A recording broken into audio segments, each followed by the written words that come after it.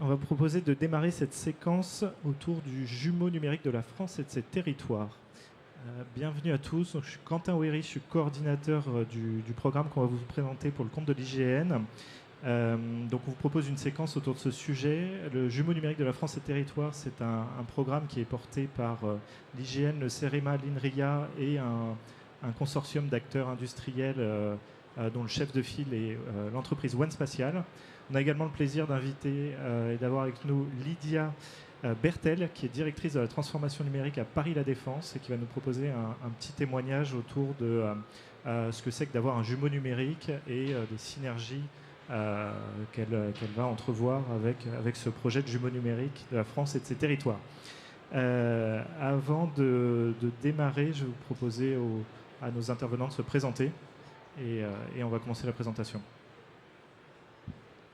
Bonjour à tous, je suis Sophie Houzé, je travaille au CEREMA pour l'accompagnement des territoires à une meilleure gestion et valorisation de leurs données.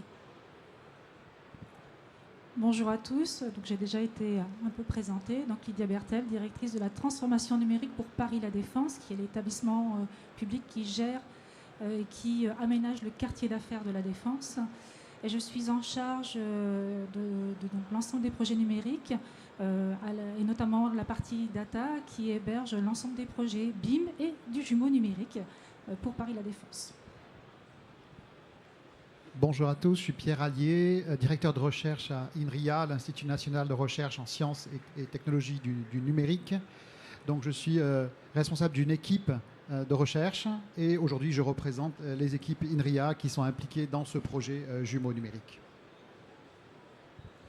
Bonjour à tous, je suis Sam Tanous, directeur général de One Spatial France et je représente l'ensemble des industriels du programme.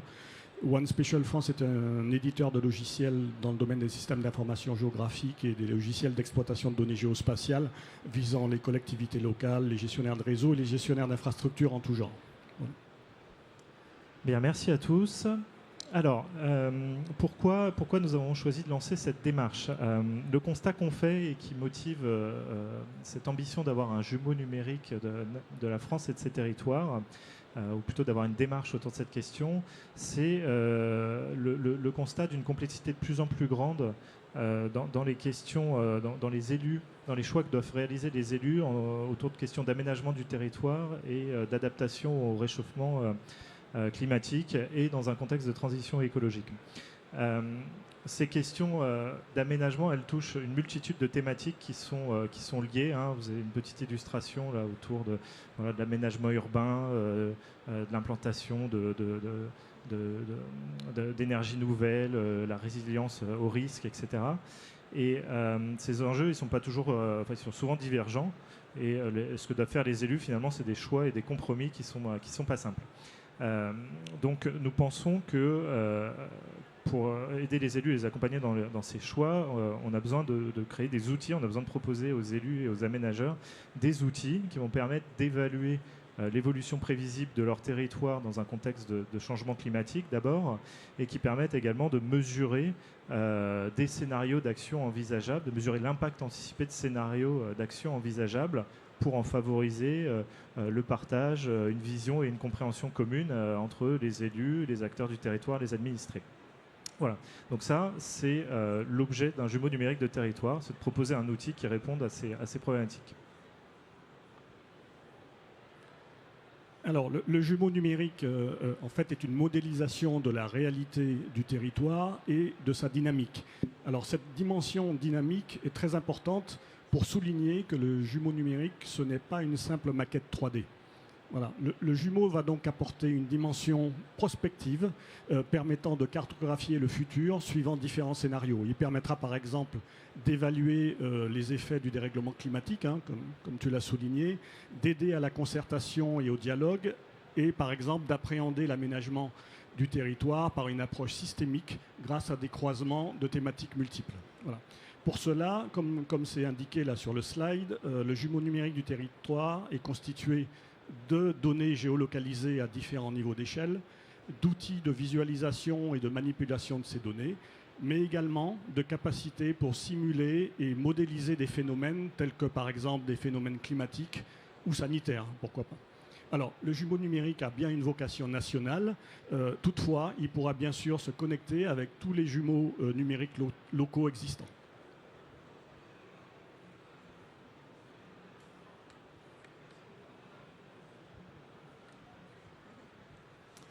Donc les objectifs, c'est déjà d'avoir des moyens de mutualiser, parce que si tout le monde doit faire son propre jumeau pour mieux gérer son territoire et anticiper l'adaptation au changement climatique, ça va représenter un coût très important.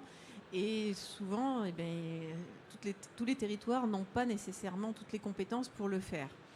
Donc là, l'objectif, c'est vraiment d'outiller tous ceux qui n'auraient pas démarré de démarche, et pour ceux qui en auraient démarré, de mettre en commun des données, par exemple, et même potentiellement des cas d'usage. L'idée, c'est vraiment d'avoir des écosystèmes qui se construisent, public-privé, autour des problématiques qu'on rencontre au quotidien. Et donc, pour construire une infrastructure nationale, ça va être forcément des outils de visualisation, forcément des outils de nettoyage des données, de catalogage, mais c'est aussi de l'interconnexion entre des initiatives territoriales et une initiative nationale qui permettra d'avoir des fichiers en 3D et des outils de simulation dessus de façon égale pour tous. Et donc, pour démarrer ce projet, on va le démarrer à partir de cas d'usage.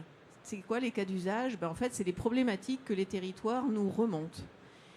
Et tu peux du coup passer... Et donc, pour les identifier, pour associer les territoires et associer les entreprises qui potentiellement voudraient aussi contribuer, nous avons donc lancé un appel à commun l'été dernier. Et maintenant, nous avons donc recueilli 200 réponses, donc plus d'une quarantaine de collectivités territoriales qui ont répondu.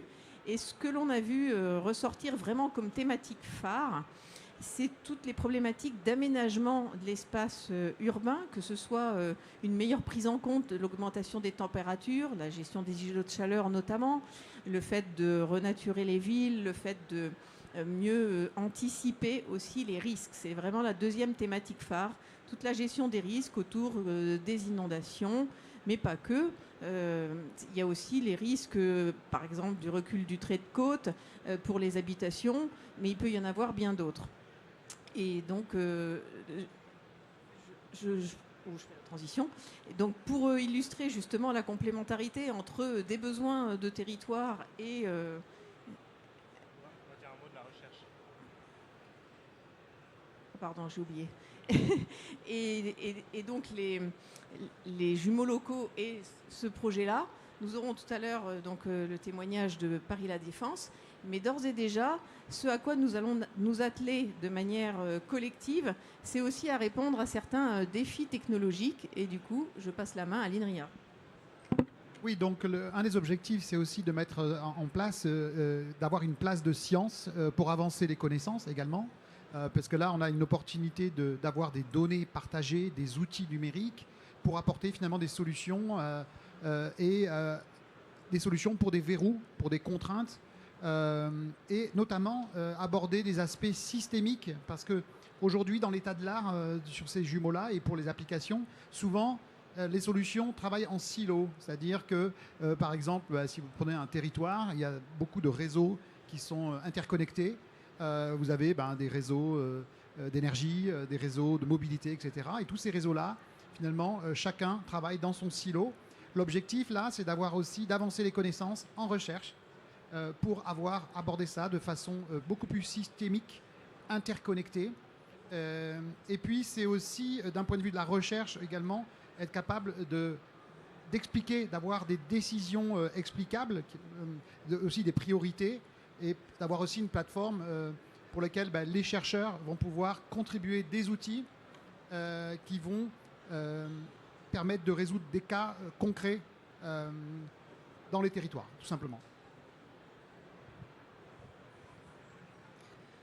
Alors moi, je vais apporter le témoignage de Paris La Défense, puisque nous avons initié la mise en œuvre d'un jumeau numérique depuis 2016.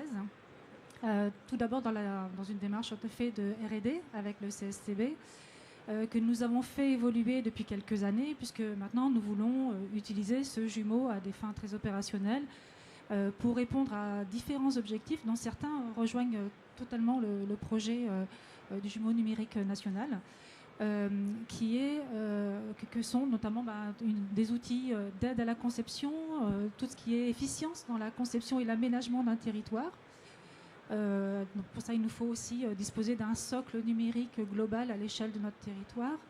C'est aussi avoir la capacité en amont, en phase de conception, d'évaluer la qualité des espaces que nous allons livrer.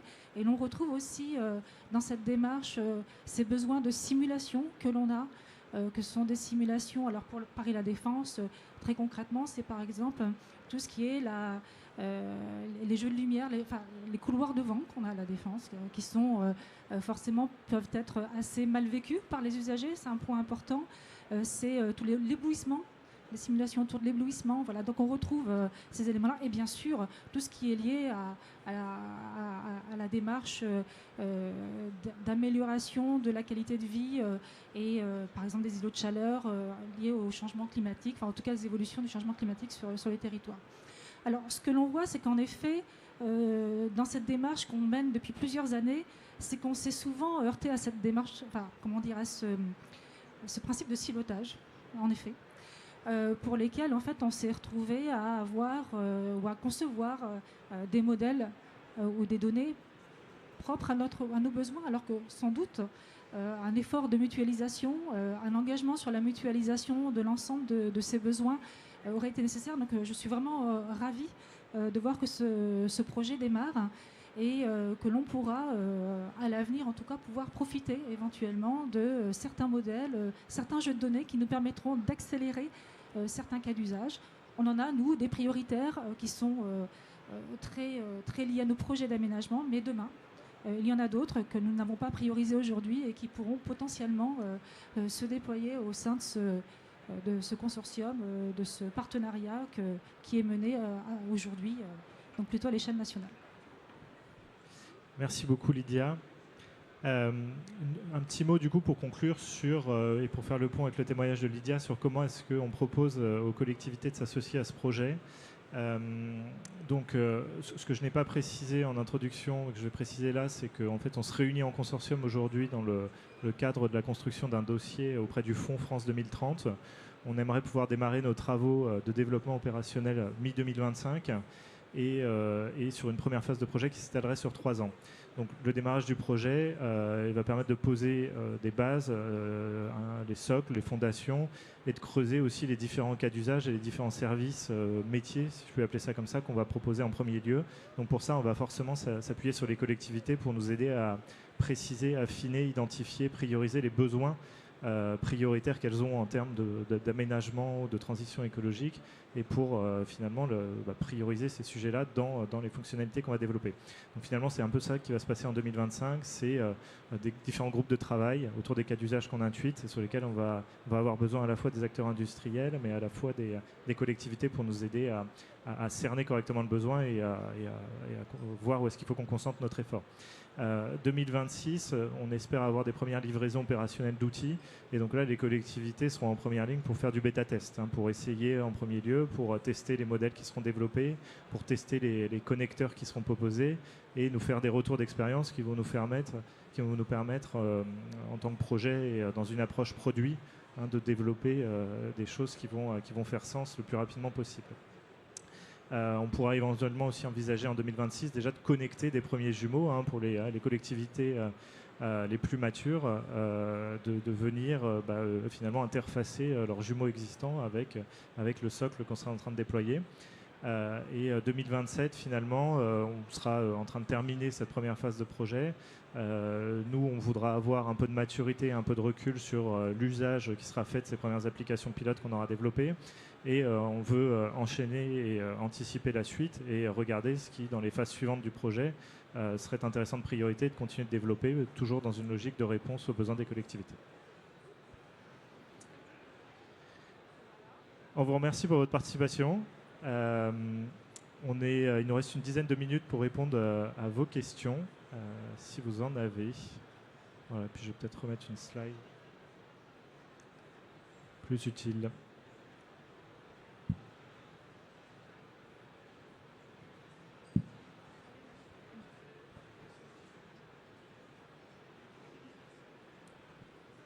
Merci, merci beaucoup. Moi, j'avais une question sur finalement le sujet des jumeaux. C'est un sujet qui est assez ancien. On commence à avoir de l'expérience d'une part, et de l'autre part, on voit bien qu'il y a des technologies nouvelles et que ça évolue très vite et que on va avoir des capacités d'analyse qui en fait sont en recherche carrément avant d'être en développement. Et donc moi, je veux savoir comment vous voyez finalement cette gestion à la fois de s'appuyer sur les acquis du passé tout en ayant des technologies qui bougent très vite. Et donc, est-ce qu'il n'y a pas un risque ou un sentiment d'être toujours peut-être sur un tempo qui n'est pas celui sur lequel on aimerait être?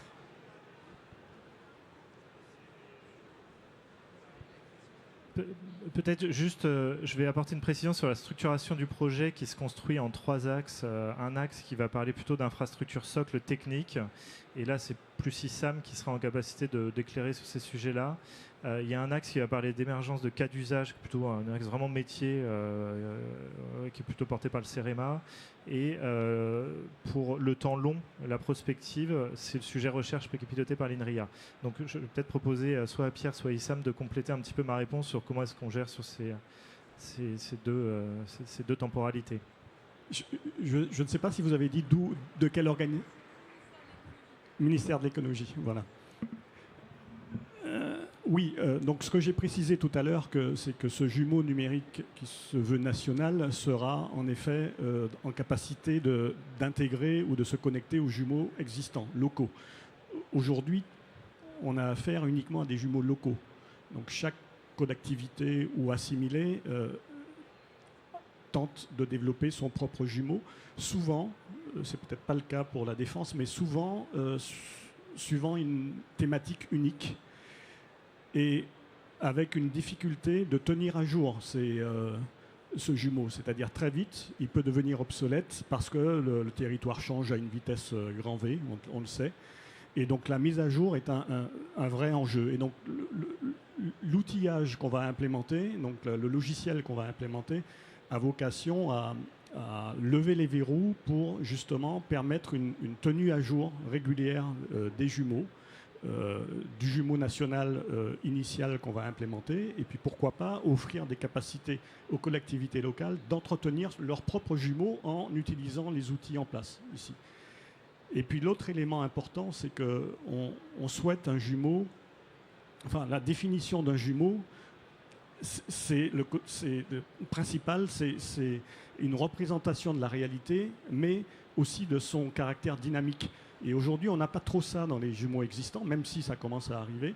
Et donc ce côté dynamique, nous souhaitons absolument le prendre en compte pour avoir affaire non pas à une maquette 3D statique, mais véritablement un jumeau. Voilà. Donc il y a énormément d'enjeux, de verrous technologiques à lever, mais bon voilà, le consortium constitué est prêt à relever ces défis.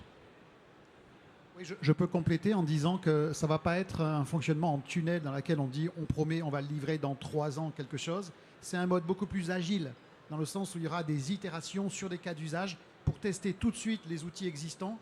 La recherche, nous, on travaille en collaboration avec les industriels pour industrialiser des composants logiciels aussi, des algorithmes, des nouveaux algorithmes qui sont développés dans la recherche.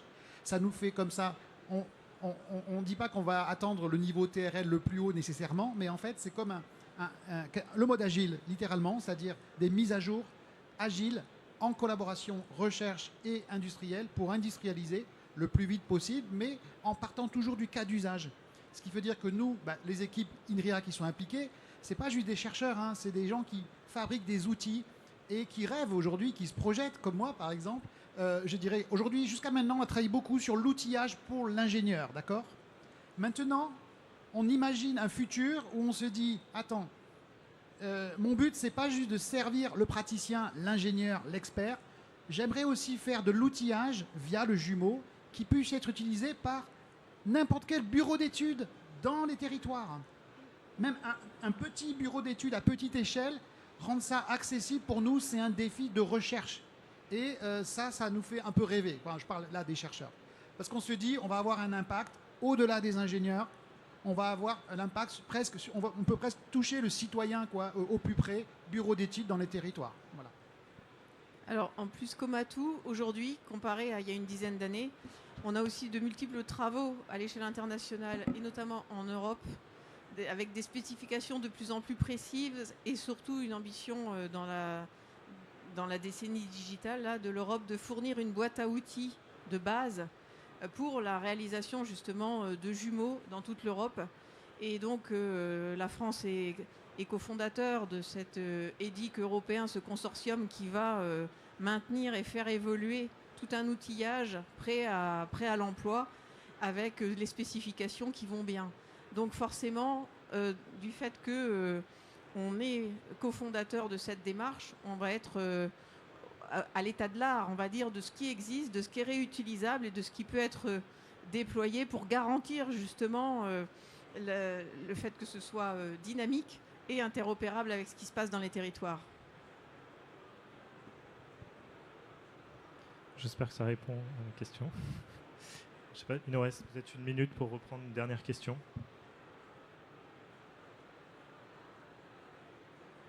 Donc je vais te regarder tout autour. Merci beaucoup pour votre participation et votre écoute.